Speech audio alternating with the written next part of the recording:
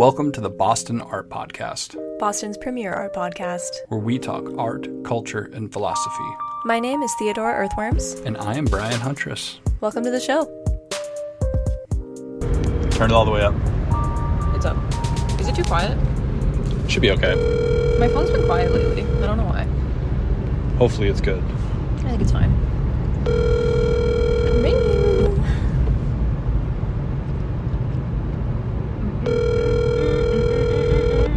It's very dark out. Yeah, it's dark.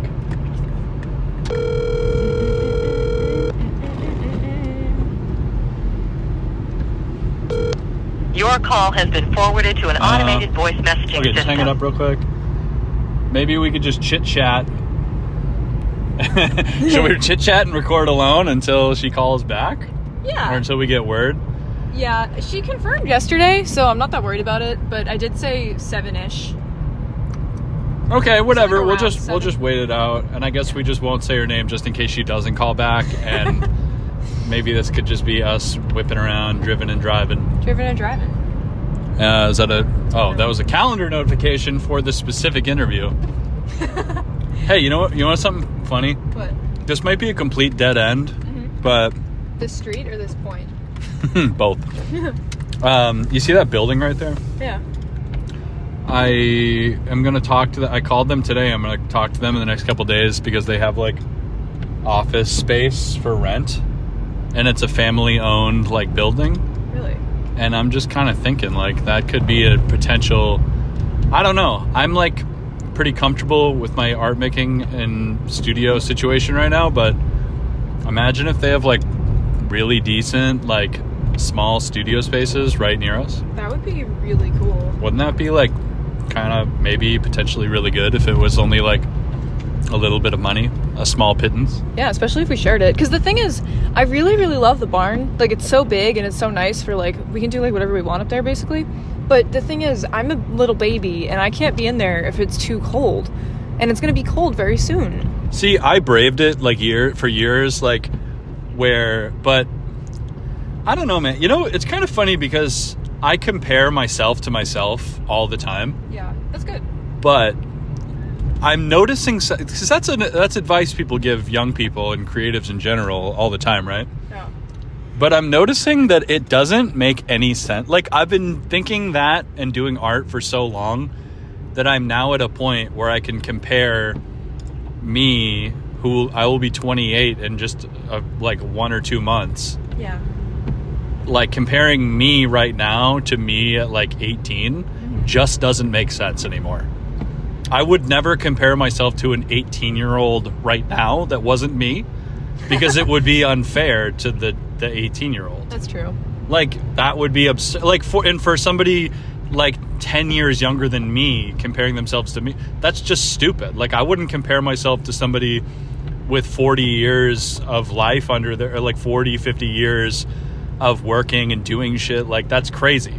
I think you're supposed to compare not to make sure that you're at the same level, but to see how far you've come. But I'm just saying, like, yeah, I've come a long way since I was like 18, but I also like Too big of a window.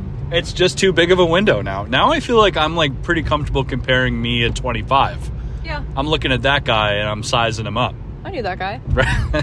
Or like me from 2018 or 19 or something. Like, that makes sense to compare myself to that point in my life. But yeah, it's good to keep it between 3 and 5 years.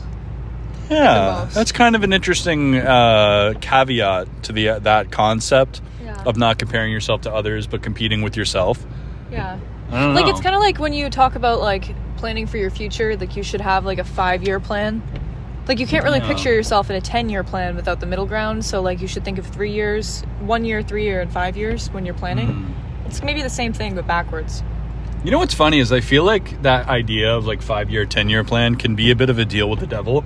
Not 5-year plan, that makes sense. Like, you know, I could see myself right now having similar or the same ambitions and goals as right now. Like, I could see myself having the same goals when I'm 32. Yeah. That makes sense. Is that the right math? 32, 33? Yep, 33. So a 5-year plan right now makes sense. But like when I was a kid, people that I knew that had plans, really long-term rigid plans like that successfully followed them, always seemed to be very miserable. Well, they weren't rethinking as they went. You gotta always revise. Like, you have a plan, but you gotta roll with the punches too. You gotta roll with the punches. And give yourself room to grow. Yeah. It's kind of like there's a concept in painting that when you're making an underpainting, or when you're drawing a little bit, to prepare a canvas for, like, you're drawing and laying down the groundwork for a painting. Yeah. A lot of people say it's a bad idea to render the drawing too much, because you box yourself into one thing for when you're painting. Yeah. Versus it's good to leave that drawing and underpainting very gestural and abstract, so that you can complete that rendering with paint. Yeah. Rather than the latter. Yeah, that's good advice. Another thing too, just technically speaking, is that you are covering up the drawing anyway. So I've done that before, that I really rendered a sketch on canvas or like on a wood panel and really liked how it was looking, because I had like I was looking at a time-lapse video I did with that, where I had like a pink background and then I went over it in graphite, and then I started oil painting on top of that, and the whole thing turned into a blob because I had to do the base layer, and I was like, God damn it. It didn't even matter that I did all of that. Yeah, that's kind of tough. You know, it's yeah, that's tough, isn't it? I guess it's obvious that would happen. I don't know, but we're also in the mixed media world a little bit, you know, so like there's like a lot less rules than if we were just an oil painter. That's true. I do love oil painting though. I always forget that until I do it again. Yeah, that would be another cool reason to potentially get a real studio again. Yeah. Would be like oil painting in comfort and safety with no stress. I also think it would be nice for us to have a like third space that like one or both of us could go to whenever we want. We're living like potato famine refugees right now. How so? I'm just kidding. I would like sometimes when we're in our room, it reminds me of like people who just lived in one tiny room with their entire families, and they had like a little like clawfoot bathtub just like in the middle of the room that the whole family would take baths in. Yeah. And they would like eat mincemeat pies. That's how I feel sometimes for me and you and Milo to be in our room. I missed you a lot when you were on tour, but also it was the perfect size room. Yeah, you were like living it up in a room alone with a cat. Yeah. A nice desk to work at, a bed, a TV. Yeah. But two adult people? It's kind of a small room. Yeah. It's not like that bad, but it would be nice to have another space. Do you know what fucking... I hope that I'm not revealing personal information. Well, maybe I just won't say his name. But I was at a friend's art studio workspace, live space thing earlier today. And his bed was fucking sick. Really? Yeah, it was probably a full or queen or whatever, you know, big adult-sized mattress. But he built a bed frame that was like it was like 4 feet tall. Like it was like a ridiculously tall, like it was like chest high to me. Like it was like a really tall bed. Yeah. And underneath it was just all like just shelves. That's sick. Like it was just like a mid height. Like it was like in between a bunk bed and a regular bed. Yeah. But underneath it was just, I don't know what. Like storage. Yeah, I was just like, because like it was a little bit impractical to have such a tall bed. Like it was just a little strange looking. Elevating a bed is a really good thing to do though. Like I really did that. high. I had a loft bed before that I had for like 2 different apartments that was a full-size loft bed, and underneath it I had at one point I had like a couch and like my living room set up, and it just was so nice because you don't realize how much space your bed takes up until you put it like on the ceiling and you realize you don't really need the space underneath it. Yeah. That only really works if you have high ceilings though. Yeah, I feel like I would see I'm anti-bunk bed because I grew up sleeping on a bunk bed. Yeah. As a child, and it's just like I feel like I've never considered that there was something in between though. Like not a bunk bed where you're gonna like wake up in the middle of the night and smash your face off of like popcorn texture plaster on the ceiling. Like, I don't want to live like that. But I don't know, because I've done mattress on the floor. I did that for years. I've done regular, standard, conventional bed. That's us right now. Yeah. I've done bunk bed. Maybe the next step is elevating the regular bed. I like that idea. By like a foot and a half, 2 feet. I've been saying, dude, like I like the bed that we have, and I know that you've had it for a long time, but I think that it's, in terms of storage, there's a lot of better things we could do. I'm not attached to it at all. I just don't want to replace it for financial reasons and because it would be really annoying. Like, it would just be a lot of work and it would be annoying. It would fucking suck, but I think that there are better ways that we could configure things. We also, our little table area sucks. I wish we, like, if we know somebody, and we don't know that we do, that's really good at, like, figuring out storage solutions for small spaces, that's not one of my great skills, and we need help.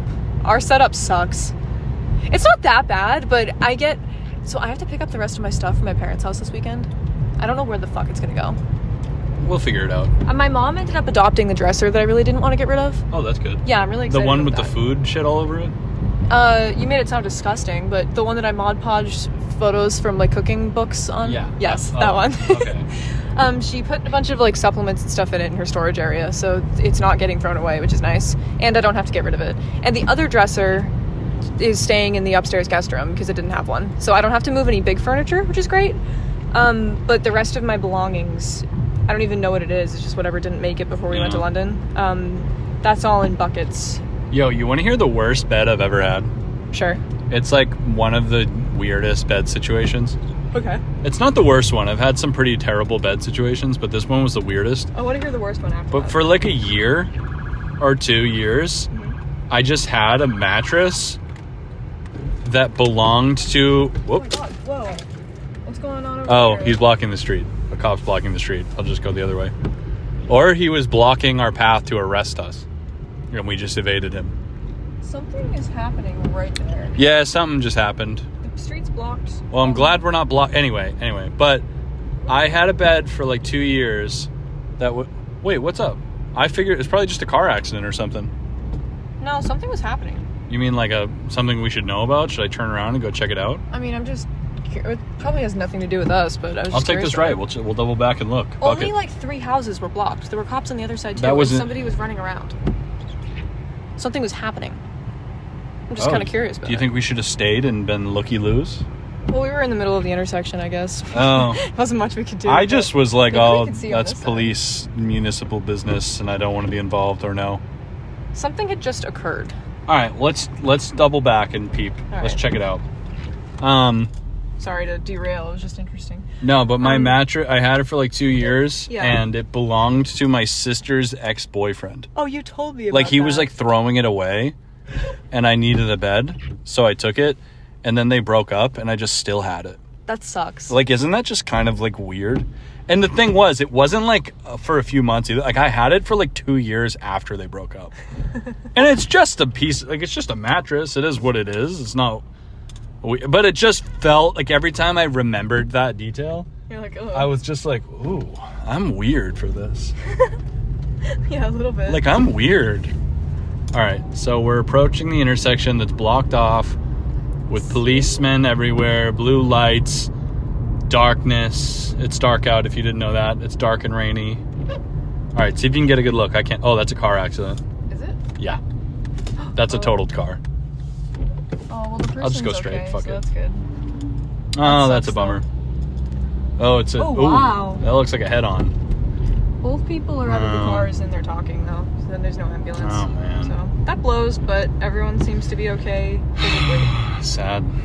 I guess the person who was running between the cars. Yeah, that must have just happened. I thought there was like a showdown. I got in a car accident one time, and the guy in the other car jumped out of his car and ran to my car, and he was like, "Are you okay? Holy shit, are you alright?" And I was like, what the fuck is wrong? Like, I was like, yeah, I'm fine.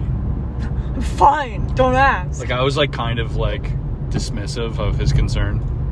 Were you actually hurt at all? I wasn't at all, but content warning, I guess, for car accident. But I got fucking smoked. Like, I got T-boned, but I was uninjured. But it completely totaled my car. Oh, was that the time you had the coffee?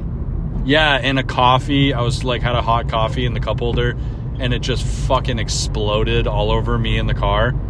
So I thought I was like covered in blood or something. That's horrible. It was it changed my life, actually, I think. It completely, permanently changed my mentality. Do you drive safer now because of it? Definitely safer than I did then. I've said this many times, but when I first got my license, I was like 17, going on 18 or whatever. And from that moment until maybe I was like 20, I drove like a fucking idiot psychopath. Like, I drove like a drunk mental patient. Just everywhere. And I, for the record, was not drunk or a mental patient, but for most of it. For most of it. I wasn't drunk ever. I've never driven and impaired in any capacity ever in my life, and I never will. Yeah. But no judgment to people who've gotten in trouble. But like, I've, never done that, never will. And, but I just would drive constantly fast. I would cut people off. You just say no judgment to drunk drivers. I mean, I was saying no judgment to people who have been like gotten in trouble or something. I don't know. It is what it is. People, yeah, whatever. We don't need to get hung up on it. I wasn't saying no judgment to drunk drivers. I was saying no judgment to people who have made mistakes. Like, I wasn't trying to act holier than thou, is what I was saying. Everybody's human. Yeah. We accept everyone here. Anyway.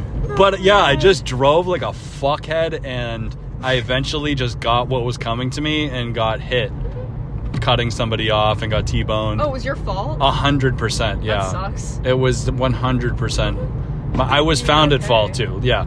Damn. But yeah, I was just being a fuckhead, and I deserved to be stopped. But I remember just like, what was my thought that just horrified me was my parents were watching the Bruins game later that night. Yeah. And I remember just being like, I remember thinking that this game would have still happened if I died. And that's that's a very weird thing to think. But I remember that just being horrifying. That's sad. Luckily, but I was just like, I need to, like, it was like it put the, like, it was like a bitch slap from the universe. Yeah. Like, it was saying like, hey, sit your ass down or I'm gonna kill you. That's what it felt like the universe was telling me. I've never been in an accident, like a moving accident. Knock on wood. Yeah. I'm a pretty safe driver, actually, which is kind of nice. That's a good thing. But when I was a kid, I did get in a car accident that I was found at fault for. There was a parking lot accident, and it was so fucking dumb.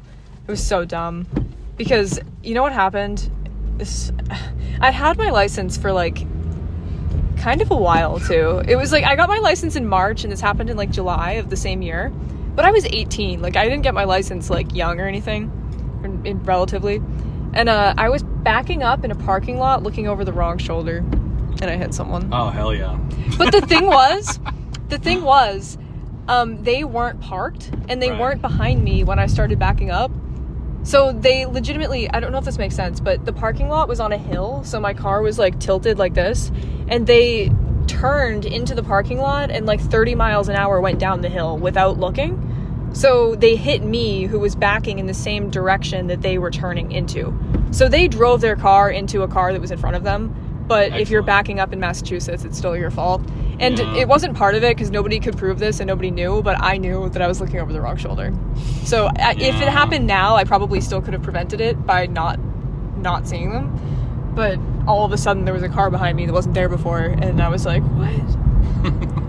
You know what that reminds me of is, this was like many, many years before I got my license, but I had like an older friend that had gotten his license, and he was like 16. Yeah.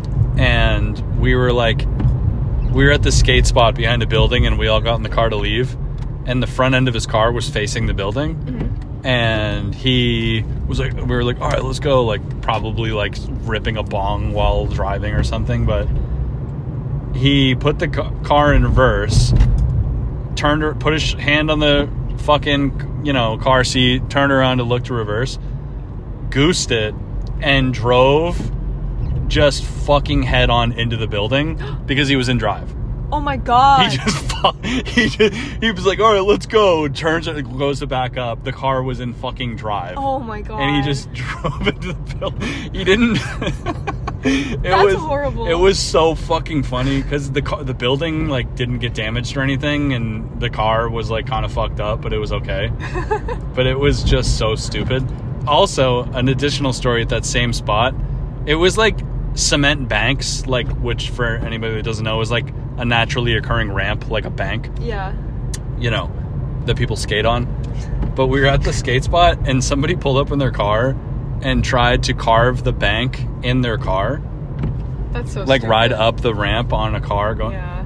And I forget, wish I could remember who that was, but yeah, at that same place, flipped his car just onto his side, going like 5 miles an hour. Stop. Really? Yeah, going like slow as shit, flipped the car onto the side. And we had to tip it back over.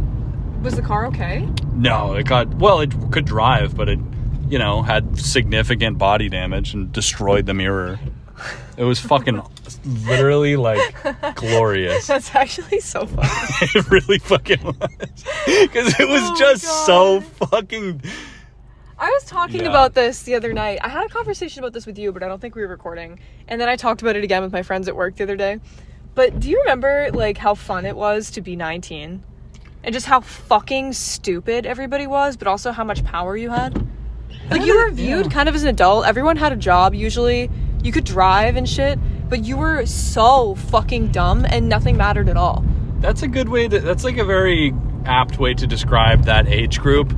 Because it's like you have the keys to the castle. Yeah. But you're fucking like a literal like chimpanzee. But it's also like you're stupid as fuck. As long as you're not like a bad person to someone in the road. Oh Jesus, fucking idiot. just a pedestrian that wants to die. This has probably been like a really high stress episode. This is a high stress episode. Also, I don't think that person's calling us back, but anyway. We'll wait it out for the duration of the allocated time. And if she doesn't call back, we'll see. I've been saying YOLO lately. That's kind of a bummer because that would have been a fucking banger of a episode, but well, I talked to her yesterday, so maybe she just like forgot. That would have been some heat, as they say. I texted her and she didn't see it. So, I don't know, maybe something came up. We might be able to reschedule again, who knows. It's okay. But I was talking to my friends at work about this the other night because we all went out after work. We were just talking about like, I don't know, we were talking about how old everybody was in like college and stuff because it was like 15 of us or something. And then like some hours went by and we were talking about age or whatever, and it was like the part of the outing where like some people had left and everybody else was getting very deep. And I was talking about this again, what we talked about of like I miss being 19 and how inconsequential things were. And one of my coworkers was like, yeah, do you remember being like that age and your friends had jobs but sometimes they'd just steal? Can you imagine if you knew someone who did that now? Wait, who said this? Just someone I work with. Oh my They're like, God. Can you imagine if like when you were like 17 or 18 or whatever and you worked at like Savers, if your coworker just like stole some shit and walked out of the job and never came back, it was like, haha. But can you imagine if that happened to you now at like 28? That would be like fuck. Let me say this. I would never talk to that person again. All right. So I think that depends on the significance of your job, because like let's say you work in a corporate office and you are somebody stealing from the job somehow, that could put you in like prison. I don't think it even matters though. I think if I right now had a friend that was 28 that worked at Savers, stole from their job and walked out, I wouldn't be friends with that person anymore. Yeah. I mean, I don't know. That wouldn't be like a friendship ending fact, but it would just be like, you can't come to my apartment. I worked at, growing up, everybody in my family worked at my aunt's diner. She owned a diner for like all of my childhood up until like, it closed during the pandemic, sadly, but basically working there almost like it was like on an annual basis. A employee there that was hired as waitstaff would just steal everything out of the register and then disappear. Oh my God. And then go to jail. It happened like 18 times. Jesus. Where somebody would just be like, fuck it, and just steal it. One of the people stole the whole register. How much could you possibly even get from that? Like a grand yeah, probably max? maybe like $400 or something. Yeah, like a day's worth of like restaurant tips. To put it into perspective for anybody curious, my aunt's diner was a nice place where I have lots of happy memories, but it was essentially a Waffle House. Like, it was like a one location Waffle House in quality. And I don't say that to disparage the restaurant, but like, it wasn't the type of place like people who went to culinary school went to go work at their great executive chef job or something. I'm really sad that I missed the era of your family that there was just a family restaurant. Because I love, like, I don't... It was so nice. I've worked at and been closely involved with multiple small business food establishments. I feel like that's just like if you grow up in the suburbs, you know someone who owns a restaurant, and you've probably worked in a locally owned restaurant. Hospitality is a very common... No, I'm talking about venture. I'm talking about locally owned. Like, no, I totally get that. Like, if you live in a suburb, that's definitely the type of business that someone's gonna want to open. Yeah. Versus like if you live in like a beach town, like you probably have a friend's mom that runs a ghost tour or some shit. I grew up in a beach town. Do you know someone that runs a ghost tour? Yeah. There you go. Wow. I worked with them at Savers. Yeah, look, you know somebody that runs a ghost tour because you work on a tour. Never mind. I botched that sentence. Yeah, I guess maybe I immediately disproved what you were saying, but yeah, I do know more people that own restaurants. You mean disproved what you were saying?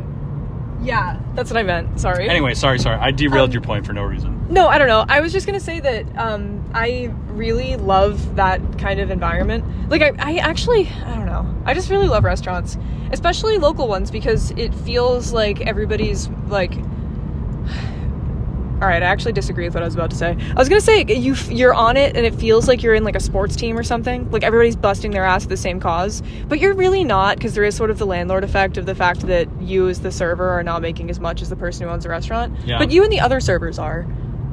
Like, it does kind of feel like sports in a way. Yeah, and there is, like, a sense of loyalty and, like, camaraderie in the family restaurant or in the locally. Because, like, I don't know, like, remember we were watching The Bear? Yeah. We stopped watching it because we didn't feel like it was a very good show, but it was a charming show, I'll say that. I heard it's worth rejoining. Maybe we will one day, but it was like just too... I honestly just despised conventional sitcoms.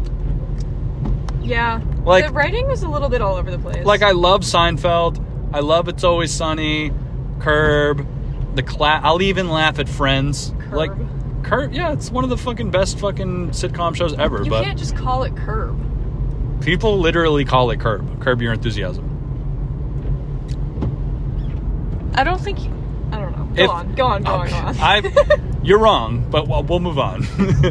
But that one, The Bear, I don't know what it was. There was something about it that just hit like just such a dissonance to me every time I watched. Anyway, well, it was extremely dramatic. Like, there were some really heavy plot lines. Yeah, like Yeah, I agree with you. Like, it wanted to be, like, I'm saying shameless just because of the fucking guy. Yeah. But, like, it wanted to be, like, a Mark Wahlberg Boston movie almost. And I wanted it to be. It could have been. Yeah, like, I wanted to, like, cry or, like, see someone die or something. But then, that's how it would make me feel like that. Like, I want to watch somebody die in the kitchen, and it's, like, whatever. Well, even but if then it it's, like, but then it does some goofy-ass, like fucking, I don't, almost like Ant-Man style humor. Which is really weird, because I think another thing too is, like, I knew that it was, like, a little bit funny, but I thought it was going to be in the same wheelhouse as Shameless, because it has that actor in it. I forget what his name is. I wonder sorry. This is the interrupting Theo episode, sorry. What else is fucking new? But, no, Shameless, though, is kind of like that. Like, there are some really heavy plot lines in Shameless, and it deals with a lot of topics, but it's also, like, kind of goofy. Like, it's funny, but in, like, a shitty way that makes it really good. Like, it's like, gritty, but also funny. And The Bear was not gritty at all. It was just, like, shitty, actually. Let me say this, though. The reason that I brought it up, I agree with you, is because my experience working at a family restaurant it was really exactly like that show. Like, that was, like, the realest show, I feel like. Yeah. As far as, like, family restaurant vibes go. If that makes any sense. Like, I was a kid through most of it, but I don't know. I feel like I can't actually get into this without airing out Yeah, that's fair. family stuff, so maybe we can drop it. Anyway, yeah, this is a strange episode because it just starts off with a dial tone, somebody not answering, and then us just like continuing to talk. I like the transparency of that though. Normally we'd be like, fuck, and just like have a miserable day. You know what's funny is this is the second time this has happened. Ever. Where we there was one time where we were on our way to an interview and the guy just texted us, sorry, can't make it by. Like we were driving there, the text literally said, like, it was like, sorry, I'm busy, bye, or no interview. You know what was so like frustrating about that though? Because that fucking interview, we were going to their studio. Yeah, and it was on site. Yeah, and they confirmed that morning that it was happening. And we're like, okay, we're going to drive down now. And then like an hour later of us being in the car, we're commuting from outside the city into the city. They're like, sorry, can't happen. With the crestfallen emoji? I don't know which one that is. Not the sad one. The one that's sad, but its eyes, like the whole emoji is drooping down sadly. I know the one, yeah. Yeah, the crestfallen emoji. It's like, yeah. That's right. What they did. They used the yellow crestfallen emoji to cancel 5 minutes before the interview was supposed to start. You want to get salty? I'm going to talk a little bit of shit, but I'm going to keep it. Actually, I do want to get salty. What are you about to say? Okay, I'm going to keep this very vague because I don't want to make anything weird. Don't make it weird. We'll scrub it if we I ran into this person literally like a couple months ago, and do you know what he said to me? Is it someone I know? No, this is the person that okay. I ran into him. The one who sent us. He literally was like, "Hey, how's the magazine going?" And I was like, "What? What are you talking about?" And he's like, "Your art magazine. Are you still doing it?" Oh my god! And I was like, "What?" And then he was like, "Yeah, sorry, man. I was just mad busy when that happened. Maybe we'll do something else some other time." And I was like, "Yeah, for sure, dude. Hell yeah."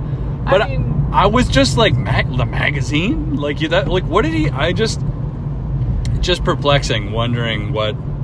Sometimes... I don't know. It's like, I don't really mind this, especially if it still happens and then it turns out to be a good time, because interviews are always a good time. But sometimes people say yes to us, and you just know that they have no fucking idea what we even asked them to do. Yeah, they're just like, yeah, fuck it, sure. My favorite shout out absolutely knows... This, I'm saying this with 100% love and endorsement, but when we interviewed Robert Siegelman, yeah, and he was just like, so like, what is this that we're doing? Do people listen to this? That was kind of on me. I didn't really...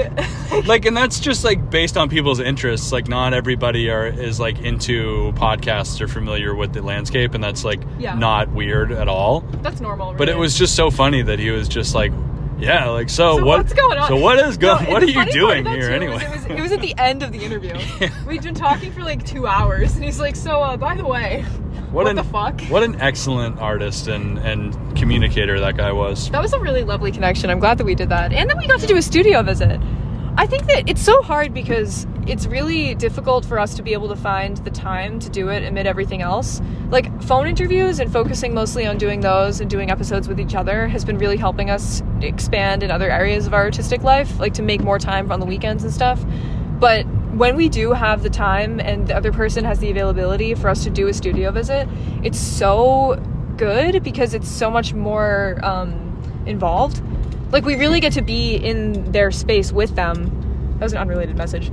And, like, get to actually look at their work while we're talking, which I think is really helpful. We usually try to pull up someone's portfolio or website while we're talking to them over the phone so we can, like, engage with the work while we're discussing it. But being in someone's space is so much more all-encompassing and intimate. Like, just the way that the light is falling and, like, what the room is like, and if it's a small space with tons of stuff, or if it's a really big space with high ceilings, and if you're in the city, or if you're in the suburbs, or if you're in the basement, if their husband is there. Like, it really tells you a lot about the work to know what the artist's life is like. So I really love when we get to do that. Yeah, I agree completely. You know what? Like, I just fucking wish we... You know, this guy's a total piece of shit and a bad person, but pioneered a very good, interesting style of YouTubing is David Dobrik. 100% horrible dude, whatever. But his whole style for many years was that he would do these like lifestyle videos or whatever, where I don't know exactly because I never watched them. I've just learned about them secondhand. Yeah. But he would like film parties and shit and like people doing whatever. But he would never be in the video. He would be filming and talking. Like he'd just be holding the camera and be talking to people. So he was off screen, but was the main character in the video.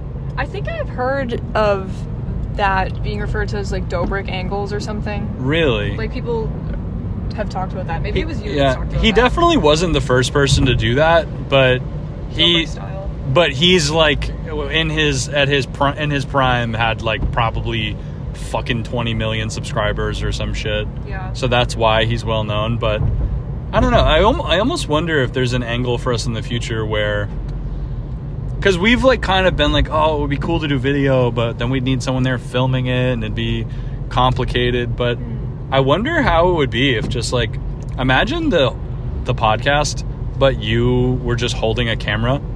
Yeah. It was exactly the same, or me, or either one of us was just holding a camera, a video camera, and it was recording audio and just filming and shit. If we had a real high quality camera, that would be lovely. I would really enjoy doing that. Literally, we could just do that with a GoPro, because GoPros are really durable. And they're expensive. They have a crazy long battery life, and they have like very, very surprisingly good video quality. You know what would be so funny is if we did it like cat cam style, where it was like a headlamp GoPro. That would just be so distracting to the person like we were interviewing if I just had like a fucking space helmet on, basically. They get used to it. Yeah. But imagine if you were like turning your head or like walking around the studio and it was just like POV. You know what's like the weirdest experience, like realization I had? There was this podcast I got really into years ago that was this podcast called S-Town. Mm-hmm. But it's basically this investigative, like mysterious, like nonfiction podcast where this like NPR soft literary radio guy was in super fucking rural Alabama doing a murder investigation. Oh. Interviewing people that like did not want to fucking talk to him. Like it was a really intense podcast. And it was real? It was 100%. Yeah, it was a real nonfiction. It was like a real story. That's cool. Anyway, that's what Serial does. That's whatever. We don't have to get into it. But it was so funny because after listening to it, I found a picture of that guy that while being photographed while conducting one of the interviews. And literally this guy has a whole tool belt, spear around him, a jacket, headphones, like covered in gear, like he's like a fucking robot with a boom mic in his hand and headphones, like he literally looked like a cyborg. And it gave the entire audio experience such a, like, it made me think of it so differently, because you imagine like this guy like out there with a tape recorder, but it was actually just a guy wearing a robot costume, basically interviewing suspected murderers and shit. Yeah, so it was it's like, I don't know, because people were like abusing him in some of the episodes where it was like it's a very good podcast. I would go check it out. The visual is an interesting element to consider when recording, because some feedback that we've gotten, not super recently, but we have gotten it a lot, especially with people that are maybe more nervous about doing the interview, is sort of an appreciation of the fact that we don't have a lot of stuff. Like, we've heard that from a lot of different people, like at least 10 different interviews, that we don't have a lot of stuff. Yeah, that they thought that we would have like a big camera, or that there was going to be like a big mic, or they'd be like stressed out, and that they felt more comfortable because we just had a phone. It was easy to forget that we were recording. That's happened before, yeah. Because like nobody really, I mean, if you're holding a phone up in someone's face and the camera's on them, I feel like they do get sometimes kind of standoffish, especially if they're an older person or someone that doesn't make video content a lot. But I think that people can forget about, especially the way that we hold it, like it is like a tape recorder. Like it's not like a big deal. That's definitely an interesting thing to consider. I think for our purposes, like, I feel like it's similar to how a photographer determines what type of camera they need, where if you are somebody who is like a casual person doing street photography and landscapes, you don't need something crazy.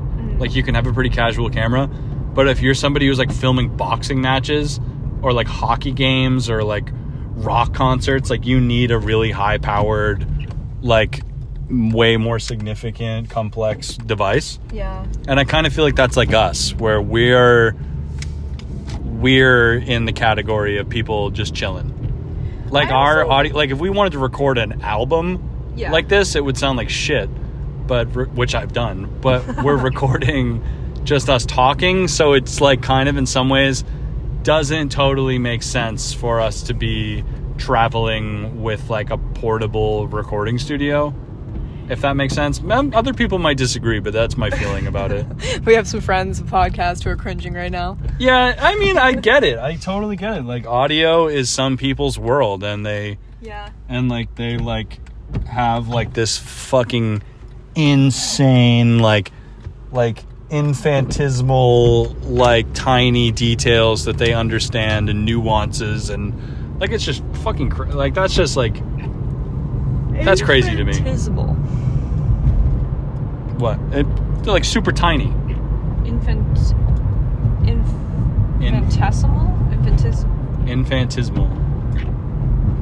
Huh. Maybe I made that word up. Is infinitesimal a different word, or is it not real? Did I make that up? I don't know, actually. I feel like that rhymes with decimal. So that makes me think of that it has something to do with a number, infinitesimal. I don't think that's a word. Infinitesimal sounds like it might be a real word, but I've heard infinitesimal before.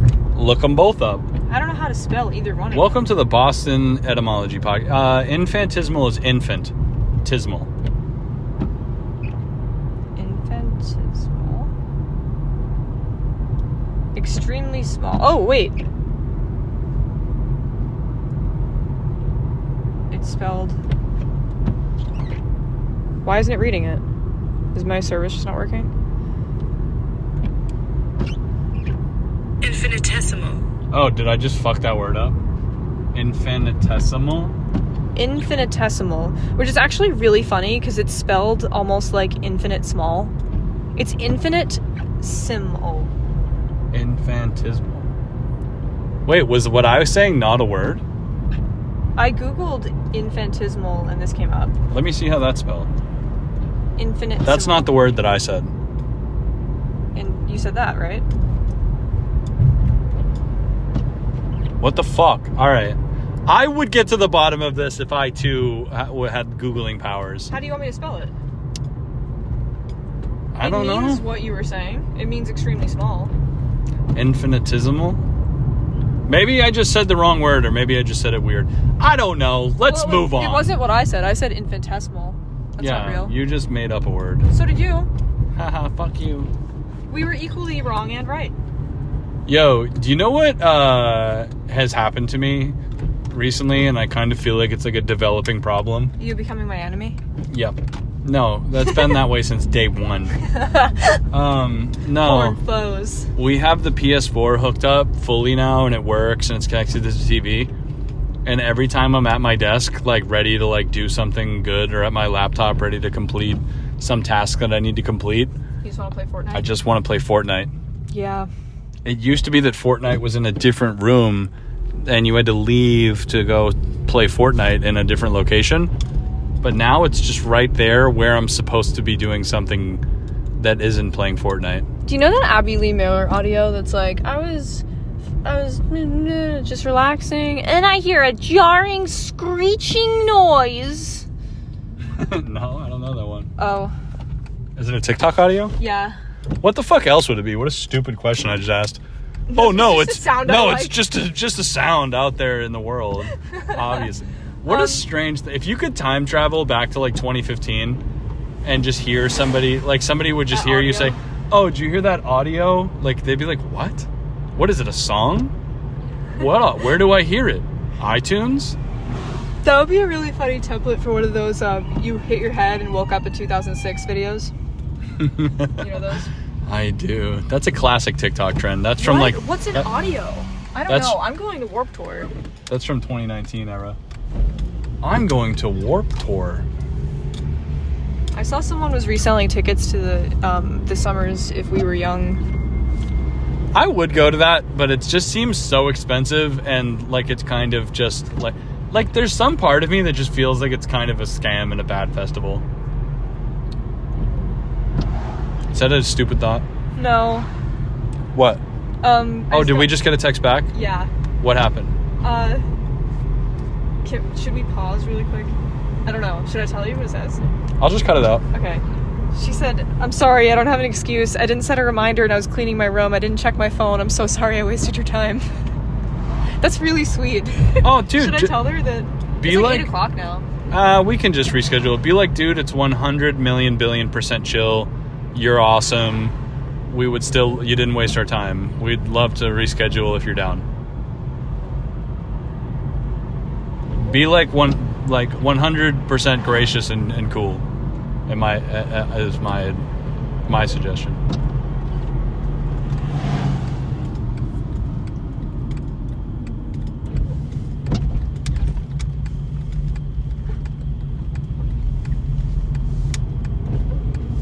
What a nice person. That's totally okay. That's and such we a real reason. we were laughing about and like talking shit about some guy that very rudely canceled on us, and that has nothing to do with this episode. We were I feel bad we about were that. we were talking shit about that guy. That guy big timed us. That's why. Well, it wasn't that he big timed us. Told us to come really. and then told us to fuck off while we were driving there. It wasn't just that. It was just he completely disrespected our time. Yeah. That's like, we were literally on the way, double checked, followed up. Like, that was just whack. Forgetting or making a mistake is not the same thing. That's very different. So that's also, like, nothing makes me more, like, have warmer feelings towards another person than them just completely admitting, like, yo, I totally fucked up. Yo, I fucked up. Like, bro. yo, I fuck up all the time, too. Yeah. Yo, I'm actually completely stupid. My bad. Yeah. Me too. Yeah. I was cleaning my room. That's so real. I just didn't want to read the text out loud because I didn't want it to be like, I don't know. I didn't want to like. Should I cut that out? I think it's probably okay. Yeah, we didn't. It's completely fine. Everything is cool, and we're a fan of this person, and we're gonna have them on, and that'll be great. Yeah. But yeah, I think at this point, I'm glad that we recorded. I'm not excited about the notion of putting out a 48-minute episode. Let's just keep going. All right, we'll just keep going. It's not even late. It's not even 8 o'clock. Oh God, I'm so tired and stressed. Got back from the bullpup tour recently. Yeah. That was very interesting. I only talked about that midway through during the break before I went back. But I haven't really I've been spending the last week just decompressing and thinking deeply about that experience. And I feel like I might not have that many thoughts to share, but I feel like I do. I would love to talk about them if you want to. Yeah, I mean, I think that I don't know, man. It was a very interesting and very exclusive and rare window into the indie music world of right now. Yeah. That I never would have had otherwise. And I don't want to say too much because I don't want to be an idiot blabbermouth or something. But it was just really cool. Because Bullpup, who is this emerging. They've been around for fucking almost nine or whatever year, a million years. But as far as their music career goes, they would be considered a new emerging band. Yeah. They're fresh meat, newly on in this circuit. Fresh meat. Yeah, and Sarah and the Safe Word, their band they were the direct support of. I'm sure they've been around for 10 years or I don't know. They've been around for a long time. They've got a lot of albums, 100,000 and something monthly listeners. All of their top songs have over 1 million plays. They're a legit established, really good band that people are listening to. Yeah. So it was just interesting to just be able to coattail and witness that band's process and everything they were going through and what they were doing, what they had to deal with and how I related to it. It was just very interesting, man. It kind of felt similar to when we did Touching Roots or some of the museum stuff we did. Yeah. And it demystified the museum world to us. just the same as when we talk to somebody in like a really important gallery context and we realize like, oh, this is just a regular professional person. Yeah. And this is not the mystery that it was 10 minutes ago. Yeah. Not like I'm disillusioned or something, but now I get it and I like it. It makes it like understandable and like in a way attainable because it's real. Yeah, and it's like I feel like I was just exposed to so much fucking new information. Like, that's cool. Like one thing that I literally didn't even know fucking existed in the literal decade that I've been playing guitar and playing in bands, like this entire time, is you can be an electric guitarist in a band, a full band, with a pedal board, electric guitar, loud, ripping, and literally not have an amp or a stack and be completely wireless. So think about that for a second. If you're playing guitar on a stage, yeah, you're supposed to have a big giant amp behind you. Yeah. But one thing that you can do now that apparently is like technology from the past couple of years, like Bluetooth, that shit, basically? It's not specifically Bluetooth, but the same concept, where you can be plugged into a computer basically that is streaming your sound into the house venue's speakers the same way that they do the vocals. That's cool. Like the vocals don't have an amp. You don't need to carry around a fucking amplifier for singing. That would be ludicrous. You just have a microphone and you plug into the house speakers. Yeah. But now there's technology that allows you to do that with an electric guitar and pedal board. Wow. That must give you more mobility on stage, right? Yeah, apparently, well, wireless connections have always been a thing. But what it gives you is traveling freedom. Like you don't have to have a fucking giant amp in your van and you don't have to carry it into the venue. Oh, that's great. Like it's like this, I don't know. Apparently there's some downsides and it's like not, I don't know. It's like kind of new. There's probably some guitar people listening that are like, what are you, stupid? That's existed for whatever. But like, I literally didn't even fucking know that was a thing. That's cool. Like, am I crazy for that? Like, I don't know. You're asking me that? I don't fucking know. No, it's just like... No, I think that it's profound. Yeah, I think that you can experience new information and be excited about it, and you don't have to give voice to the possible imaginary haters. Sure, yeah, that's true. You're good. And you know what's really cool about this, too? I want to... Maybe, I don't know if we already did this, but just to contextualize what you were doing on this tour... Yeah. You were subbing in as lead guitar for Bullpup for part of their tour. They're a 5-piece band, and their lead guitarist had a prior engagement. So I played 10 of the shows or whatever with them in his place, in his stead. Which is kind of like, if you think about it, it's almost like you did a residency. I did a bit of a residency where I got to just pretend to be in a sick band opening up for like a well-known emerging indie band, like touring the Southeast.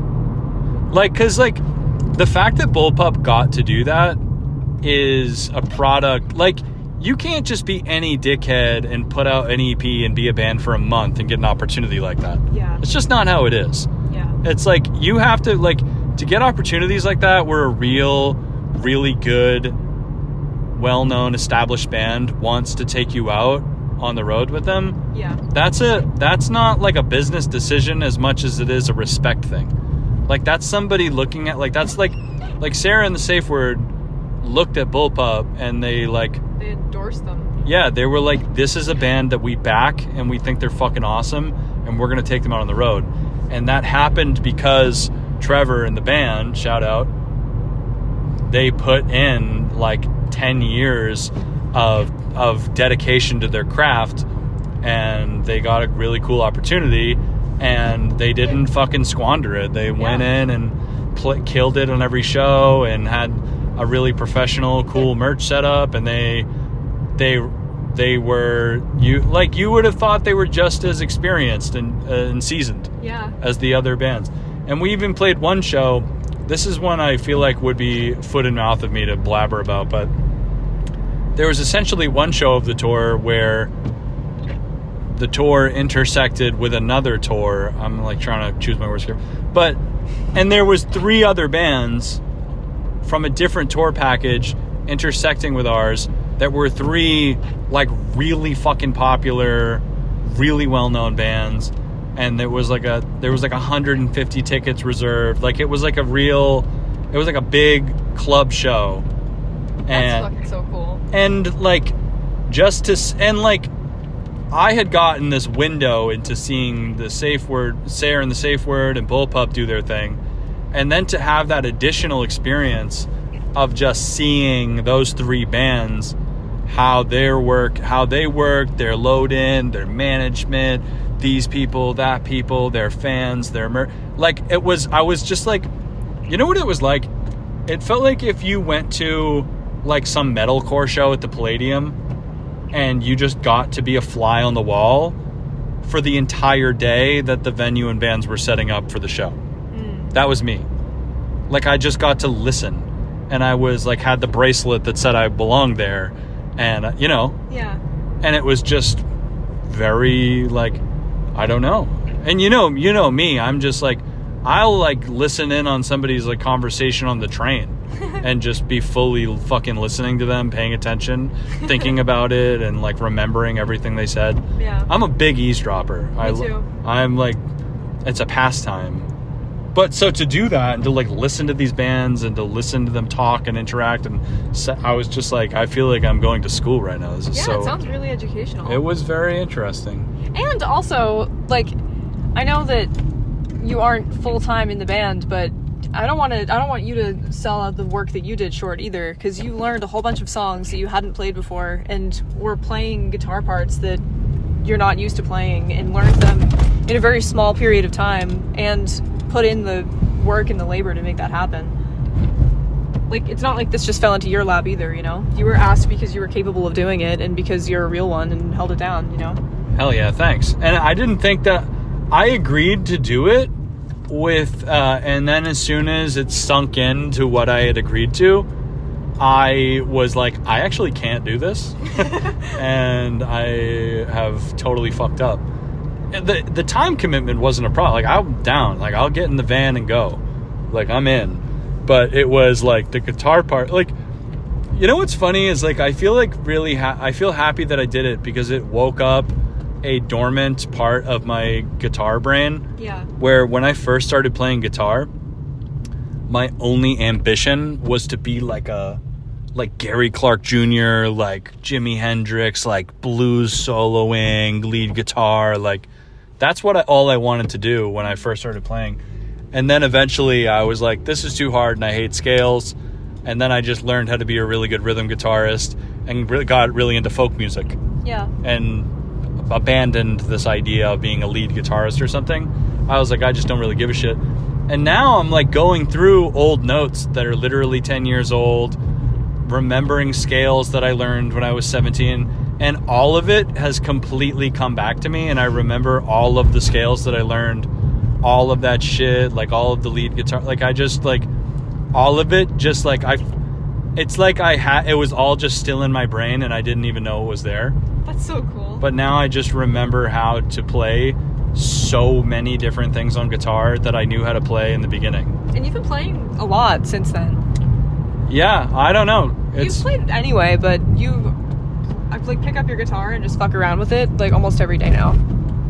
Yeah, and my focus for years is just I don't know when, like for many years I just decided, and I still believe this, I was just like, you know what, the key to being a good guitarist is to be an absolutely undeniable rhythm guitar player. Mm-hmm. Just to be really sick at rhythm and to understand chords in a way that normal people don't. Yeah. And I have achieved that in some ways, but I completely ignored and forgot about just scales and shit, really. Yeah. And now I'm thinking about that again. Something that I think is really awesome about that is that so often, and this is true for visual art too, this is true for every kind of art, we talk about the social aspects of being an artist or being a musician or whatever, and that really, I think with music more than anything else, kind of overpowers at least my conversations with you about that, like, they're really colored by, like, the people that are within the subculture or the experiences that you have within the subculture. Like, it's a living moment to participate in music or to perform music, which is cool, and that can be a really positive thing more than anything. But I think with visual art, and maybe I have a skewed perspective on this because I'm not a musician, so I can't relate to the technical aspect of that, so I'm not talking about that, so maybe this isn't how you feel. But I feel like the technical stuff hasn't been at the forefront with the way that you're thinking about it a lot of the time. And you've been making things and haven't been releasing them, or have been thinking about doing music again and thinking about, like, shows or open mics or, like, the social part. And I'm really excited to see that kind of bug come back for you of the technical part, because you do really love that and you're good at it, and it's interesting, the stuff that you can make and what you can do. And I think that leading with the art versus the rest of it it's a balancing act with everything, but I think that it's a good thing, because you don't think that way about visual art, you just do it. Yeah. You know? I'm making a lot of assumptions about you right now, but no, I love you, and thank you for that. Means that, you know, that makes me feel good to hear you say that. I love you. I love you too. I'm glad to be thinking about it again, but I guess, like, I don't know. It's just kind of it's nice to. You're right. It's nice to just think about it like that again. I don't know. I just lost my train of thought for some reason. I feel like I'm having a hard time verbalizing what I'm trying to say, but yeah, I don't know. I think it's a really, really good thing. I'm really, really excited for Bullpup, and I'm really, really excited that you got to be part of that too.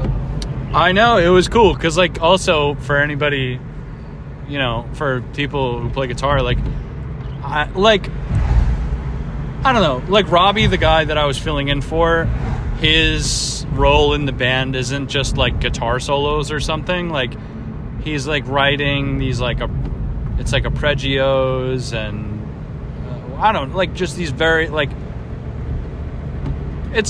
there were a lot of really complicated and difficult to play things. Yeah. And I don't really know I don't ever use tabs. I hate tabs. I barely know how to read them. So that was another thing, is I had to relearn how to read tabs. And also learn all of these ridiculously complicated guitar parts. So that was like, why am I losing my train of thought? I'm frustrated. Is it because of the window?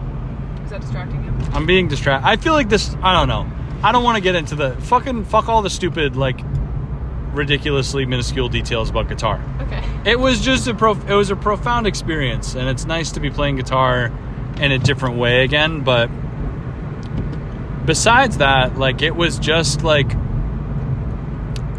really dope to bear witness to that experience. And yeah, I don't know, because, like, take for example, like, this idea, like, I don't want to put my foot in my mouth, but, like, you know, this like really popular, like, really good band that they're on tour with, and Bullpup pulling up to a club, and, like, it's like, oh, this is a sick venue in a really cool city, we've never been here before. Like, there was a handful of shows that were, like, literally no one there. Like, literally maybe two of them. Yeah. I don't know, where it was just not really anybody, and, like, a few people. There was one show where it was, like, pretty dead, but there was, like, one or two people. There was one person that drove 5 hours to get to the show. Wow, that's so cool. So, like, take that, like, think about that for a second. Yeah. Like, what does that tell you about like, it was just very odd. Like, it just isn't what you think it is, I guess. Like, it would be too easy for it to just be like, and then we went to cool clubs all over the Southeast and every show was sold out. Like, no, that's not how it is. Like, it's hard. There's some shows that aren't going to be good or are going to be harder, but there's also going to be the complete opposite of that, where there's going to be a 1,000% crazy bangers and shows where somebody drove cross country to get there. Like, that's crazy. Like, it's just a very, very diverse, like, a very large amount of potential outcomes. Yeah. I mean, that's the arts for you, though. Like, that's what doing visual art is like. Like, sometimes Isn't you'll do it? a market, or you'll table somewhere, or you'll do an exhibition, and there's, like, maybe you'll get 10 people walk in the door, but it really fucking means a lot to one of them. and Right. it makes the whole thing worth it. Like, honestly, when I did Holding Space, I did a lot of the gallery sitting for that, as you know, and most days I was there, nobody showed up at all. Right. Literally nobody came in. But the days that they did, I made really lasting, meaningful connections, and it was completely worth it because it had real weight to a lot of people, which was crazy to have something that you worked on and you care about have significance like that to someone. So you do it for. One time I had a show where I prepared for it for weeks. It was going to be like this one night pop-up art show in a DIY space. I made tons of flyers. I like promoted the fuck out of it, and I put everything on it. I was like, this is going to be fucking sick. And then I shit you not, literally 0 people showed up. Oh. Like the real number 0. That was in 2018. Where was that? It was at the Puzzle Factory, actually. It was one of the first things that happened there. Oh. It was like one of the first events. There would probably only been like 3 or 4 shows that had happened at that time. I remember I one time planned a New Year's Eve party that I invited a bunch of my friends to, and like I was really excited about it, and it was going to be a really big deal, and all of my roommates were doing other stuff for the most part, so I got the whole apartment to myself. I decorated everything, and it was going to be like such a blast. And then someone else I knew threw a party on the same night, and then I got a cold, and only like 3 people came, but one of them was you, and that was the night I met you. That was the night we met, yeah. Yeah. You know what's so funny that I feel like might be a thing that our time period is defined by? What? That maybe wasn't as much of a thing in past time periods, is I feel like something that's been kind of abstracted and changed and is like a kind of weird thing to think about right now is the concept of meeting people. Because I knew you, had exchanged messages and words and comments with you, seen your posts, seen your pictures, known who you were for probably over a year before we met, in air quotes. Yeah, that's true. Like, don't you think it's kind of strange? Like, in a sense, did I meet you a year before I met you online? Like, I know, like, meeting someone in person and seeing them and talking to them, that's meeting somebody. But don't you think it's interesting that that's kind of just a technicality at this point? Like, there was an image already in your head and mine of you. I found in my Facebook Mutually. memories. Yeah. I found in my Facebook memories the other day that I had reshared a painting that you did 5 years ago. Before, and you weren't even friends with me on Facebook. Actually, you're right. Yeah. I think that's true. Because that post is still up on a dead account of yours. So we're actually talking about 2 different posts then, because this was in my memories from this account. Oh, for real? That's actually so funny. So I guess I was friends with you on a different... Well, I know I'm a just bunch really of your popular. friends. I know a bunch of your people that you know. Like, we grew up with, like, friends that overlapped. So that makes sense that I would have been seeing your posts and not knowing it. Which is also weird, because that means I could have been seeing your posts as far back as, like, 2012 and not knowing it was you. Yeah, you know, that kind of reminds me... Were you going to say more? Go ahead. I was going to say, I shared that post 5 years ago, and I looked at my share of that post, and Barbara, my grandmother's best friend, had commented on it and said that she loved it and it made her cry. 2 years so before weird. I actually met you. What the hell was it? Do you remember? Yeah, it was the painting that... I shared it again. It's the Narcan painting. Yeah, that's it's like a... Yeah, I know exactly what you're talking about. It's the Pieta. Yeah. Huh. It's really good. I think I sold that to somebody. I think that painting is currently in Portland, Oregon. Oh, that's cool. Sold to somebody. Missed that painting. That was a good piece. It was a good piece. It's good that you were photographing all of that stuff. That era of your painting, I really liked. Yeah, I was using a very... I could recreate those if I wanted to, but I was using a very specific oil medium and palette, and I painted hundreds of pictures the exact same way throughout like a year or 2 period. Yeah. And I haven't really done that style in a while. You also, compositionally though, were doing a lot of like, now I feel like you do a lot more busts, like shoulders up, or maybe like 3 figures max, and you were doing a lot more busy compositions at the time. Yeah, I'm a big fan of busy compositions. But I still do those a lot, but not as much. But what those are is, I could tell you about what makes those up. That'd be cool. Well, it's a combination of things. But one is neoclassical compositions is one. Yeah. Where I'm not like Renaissance paintings and Hieronymus Bosch type stuff like could refer to it, but the neoclassical stuff I know a little bit more about. And what was cool about that period is that they had these like very busy but linear, mathematically created. It was like algorithmic noise paintings where they look busy and messy, but they're actually like very balanced in like an almost geometric way that gives them like this like deep, beautiful, weird rhythm. That's where you get like meme pages where it's like accidental Renaissance pictures. Yeah. Like that wasn't like there's a way of learning to paint and draw where you can create compositions like that. That's my favorite kind of composition. But that's not exactly what I was looking at. Another part of it is a concept, I believe they're called teaching tables, which is something you see in a lot of religion or esoteric stuff or tarot stuff or spiritual imagery and a lot of medieval Catholic Christian shit, whatever. But what they are is they are images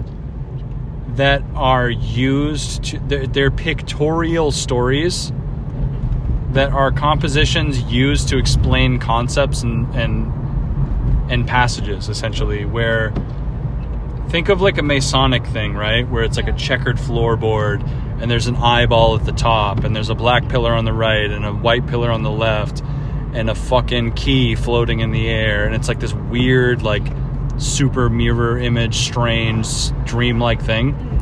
That isn't just existing to be spooky. That is existing. It's a visual poem. Like you could read it. Like it's saying something, and it's meant those images are meant to be able to look at it and remember the concepts they represent. Similar to the crucifixion piece, like there's Jesus and Mary Magdalene and Mary, and Mary Magdalene's right there because she's in red, and Mary is the crying woman in blue, and right on the left side of Jesus's ribs there's a wound. You can read the story in the like image. Yes, it's a teaching table.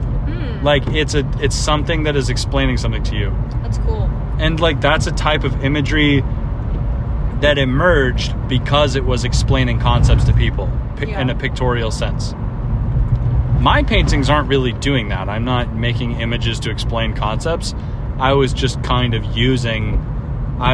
intentionally trying to imitate the way those images are set up. Well, the thing that was nice about that, in that painting specifically, I don't know what the name of that piece was, but you know the one I'm talking about. Naloxone or something? Yeah, actually, I think. Yeah. That painting has so much narrative to it because of that, because there are so many figures in the piece that all, like, you can tell exactly what happened without having any kind of background, and the figures aren't even, compared to the way that you paint now, like, not in terms of just like stylistically, like they're not rendered in like a way that you would see like a crazy amount of detail. Like it's much more blocky, but you get the whole story just from the one still image without having any context at all. I believe that type of painting is called a genre painting. Oh. Where genre painting is like kind of a weird non-art movement, where I believe it's referring to paintings like that are they're like almost story, like Norman Rockwell could probably be considered like genre, where you look at it and there's a little kid in the principal's office with a black eye and the mom's there, like the whole story is like like it's like you completely can easily infer what the story is, and it's clever and funny. I didn't know that was called genre painting. I thought it was called narrative painting, but maybe that was just a descriptor. Narrative painting is, I wouldn't even call that a genre. I don't know if there's an art movement called narrative painting, but I would call a narrative painting like a portrait of a person sitting there staring wistfully. Like that's not a narrative. A painting of a guy shooting somebody and birds flying out of his chest and the moon. Like, I don't know. Yeah, that could be a narrative painting. What narrative? I don't fucking know. I'm just saying, like a still life painting does not inherently contain a narrative. That's what I'm saying. Like, a portrait doesn't either. Well, something like the painting that you made is... I feel bad referencing this so much without the viewer seeing it, because it's kind of... Maybe I'll make it the cover of this episode. That would be good. Okay, so the cover of this episode... there's so much going on. You can see right in their house. Oh, you know what? I'll post it on my Instagram. Okay. So that when this episode comes out, they can refer to it. Okay. You could do both, probably. Whatever. It might be more... We'll see. Okay.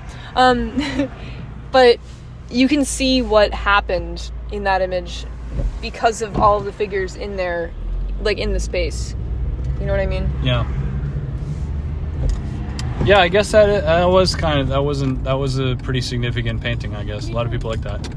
Oh, I was pulling over. Why? I would like to keep talking, but I am losing steam a little bit, but we can keep talking. We'll wrap it up. Well, I guess we can stop. I'm sorry. I wanted to get chapstick, though. Oh, let's go get chapstick. We'll run to the store. That'll be our final deed. There's time to go to Target. It's still very early, actually. Target, let's go. I'm also very excited. We're going to an art event tomorrow night. That'll be cool. Last time we recorded, which for you guys is today. I think you're hearing it. I don't know. Anyway. Well, that's not today anymore. I don't know. Fucking whatever. You probably already heard me talk about the fact that I've been very excited about. I've been trying to attend more workshops and do more things that just seem interesting. I have a coworker, a friend of mine, who told me recently that something that her therapist directed her to do, like the beginning of last year, was to do something just entirely for herself, just because she thought it was cool. Like, for no reason beyond that. And she went to a beekeeping class, and now she literally is a beekeeper, and she just does that after work all the time, and she donates honey to, like, a local food pantry and gets to keep her own handmade honey, and she loves it, and it's fully funded by the place that she has the, like, land agreement with. It's, like, a really cool thing that she does that's, like, fucking sick that she just did on a whim, because there's no reason not to. But people never do that. Like, just randomly do stuff that seems interesting for themselves for no reason. There always has to be, like, a justification or payment or something. So I've been trying to do things just for the sake of curiosity and joy recently. And this is the third endeavor that is not inherently art-related, that has nothing to do with an exhibition or anything, that I've embarked on in the last few months. And you're coming with me this time. Yeah, I mean, yeah, that's actually, I relate to that a lot, because there was a period of time where I was at a different event literally every single night. Yeah. But the thing was, the only times I didn't go to an event was when I wasn't involved in it or a part of the attention. Yeah. Like, and that was a bad chapter of time for me, where, like, if I was playing the show, if I was involved with it, if I had paintings in it, if this or that, like, I had some finger in it, like, I would be there, but I kind of got into this bad place where I wouldn't. But I remember wouldn't go if I didn't have that. But I remember way before any of this, I used to, like, anytime, like, I think it was because in high school and shit, like, it was, like, very rare that I would get to go to something cool. Yeah. Like, go do some cool, interesting thing that wasn't just, like, me and my friends smoking cigarettes outside of 7-Eleven or something. Yeah. So, like, to get to go to a place was, like, hyped up. Yeah. But back then, like, if somebody invited me to something, I was in. But that changed a lot. And I remember, like, I don't know, I look back on that earnest curiosity with some sadness, you know? Me too. Because that's what it was. It was literally just earnest, like I wasn't like being cynical. Yes. Or like going to try to learn or network or something. I was just going there to like fucking vibe. And that was cool. Like, maybe be a little less critical of us too. It's hard for me to commit to and follow through on going anywhere that isn't my job a lot of the time. Yeah. So I think I view art events that I'm involved in as, like, my art is in this space. I owe something to the space. Like, I can't just drop my shit off and leave. Like, I'm gonna help with setup at least. If somebody is like showing my work, I'm gonna come to some of their stuff. Like, I don't want to just take and not give. So it's just as much an obligation and something I enjoy also. But like, as far as my social anxiety and like laziness goes, and like exhaustion, like, I'm gonna show up like it's my job to something that I feel committed to. But if it's something completely random that it's like nobody will even know that I was interested if I don't go, it has nothing to do with me, like, that's like outside of the Venn diagram of like levels of my commitment. Like, something that I just have no reason to go to other than like it would just be really nice. It's so hard for me to do that because not because it's not a priority, but because other things are, and there's just a limit to the hours in the day. And I've realized that, especially in adulthood, like, those invitations of like, do you want to come to this cool thing, they don't just dwindle because of like friendships dwindling or something, or like your friends aren't doing cool shit. It's also like people have jobs, your schedules don't always line up. I have a lot of friends that are in like food service or nightlife work that, because I work a 9 to 5 during the week, I just do not see. So they might be going to cool shit and I just literally can't go. So I think that stuff happens in adulthood, that those opportunities that jump in your lap just become rarer and rarer, and you have to really make it a priority to do stuff just because you like it, or you're going to wind up in a life of obligation.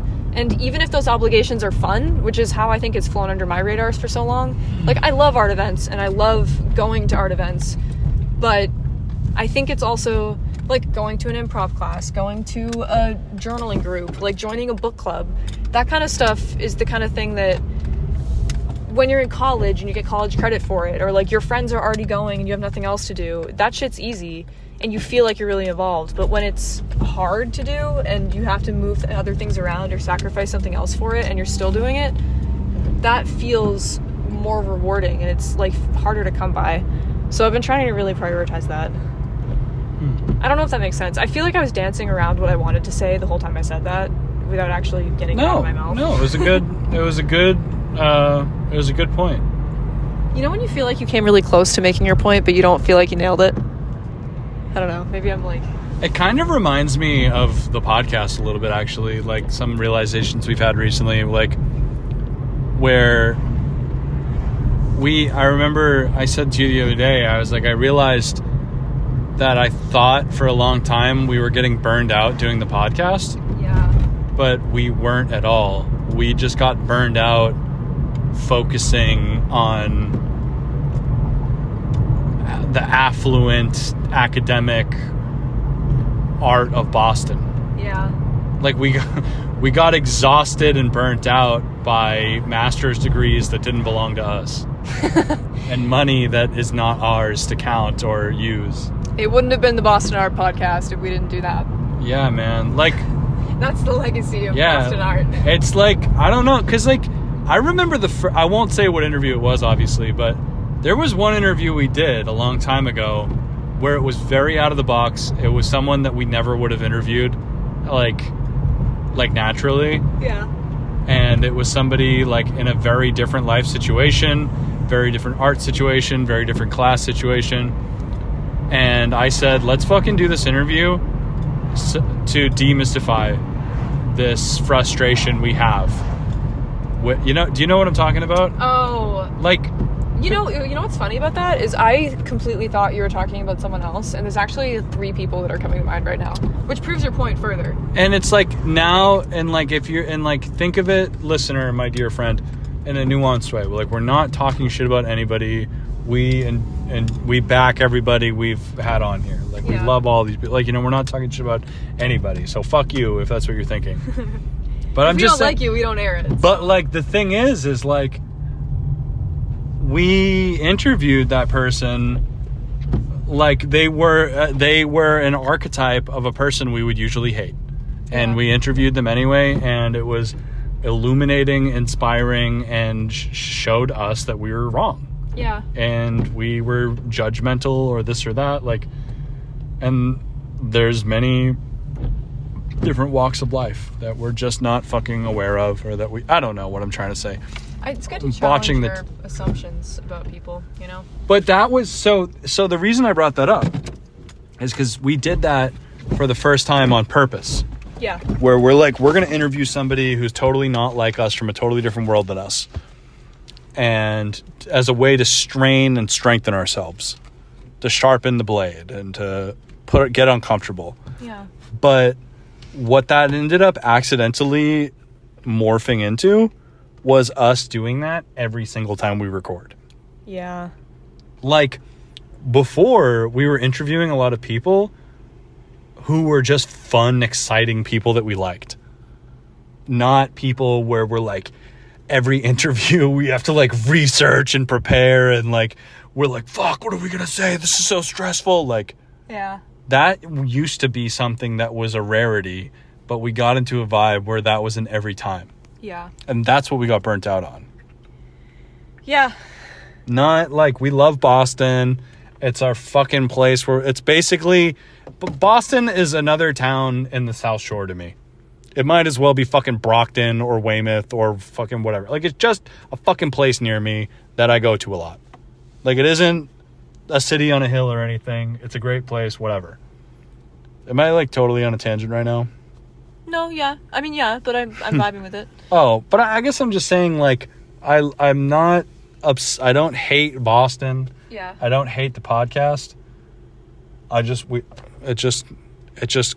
just let it. We I don't know. hyper-focused on one thing for so long, I think. And that's okay. I mean, the reason that we did is because we were curious about it. And there was just, I think, leads lead to leads lead to leads. And people who know each other know other people who know them. And, like, it's easy to follow those threads. But it's also nice to just completely abandon that thread and grab a new one and just see what happens there. Our most recent hyper-focus has been just chilling and recording together for an hour talking about nonsense. Yeah. And it's been very refreshing and nice. Oh, to be a little boy with no teeth in a new Lego set. Oh, man, that's going to be Reed soon. Oh. In like 8 years. Because he's not even 1 yet. Love that little guy. Anyway, we're at Target now. I feel like every time I think about Reed, I'm just like, it feels like I'm staring into the mouth of the universe. Literally, I am going to be almost 60 years old when he's my age. He's just father time to me. Literally, like, what the fuck? He's like simultaneously this beautiful symbol of life and potential in the future, and my own demise. and a memento mori of my own, crumbling into dust into the labyrinth of history. Someday he's gonna be helping us walk up and down the stairs. Oh, jeez, I hope not. Be leaning on. That's why I'm trying to stay in shape and exercise, so I'm not like that ever. So you never age. No, so I'm like, can take care of myself when I'm old. I'll take care of you. Anyway, I'll take care of you too. You're probably gonna have to take care of me because I don't exercise ever. Just kidding, but also, I don't know. Anywho, all right. I'm going to Target and I don't even have socks on right now. I have to pee, so we have to go in or I'll die. Anyway, Boston Art Podcast. Today was supposed to be an interview, and it wasn't. That's fine. That's fine. All right. Bye-bye. Target. Boston Art Podcast is an independent DIY production by Brian Huntress and Theodora Earthworms. The information contained in this episode represents the views and opinions of the original creators or our guests, and does not represent any institution, organization, or business. Find us on Instagram at Boston Art Podcast, and tune in for a new episode every Friday. Thank you for listening.